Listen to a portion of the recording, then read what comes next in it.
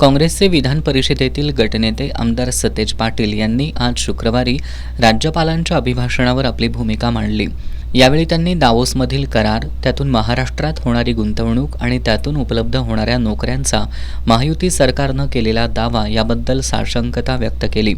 महायुती सरकारनं दावोसमध्ये झालेल्या करारांमुळे राज्यात होणाऱ्या गुंतवणुकीतून 15 लाख नोकऱ्या निर्माण होतील असा दावा केलाय।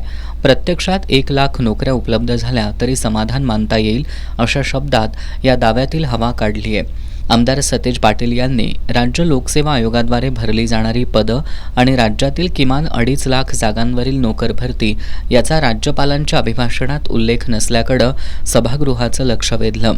राज्यपालांनी तो उल्लेख केला असता तर राज्य लोकसेवा आयोगाच्या परीक्षांची तयारी करणाऱ्या विद्यार्थ्यांना दिलासा मिळाला असता असंही त्यांनी नमूद केलं।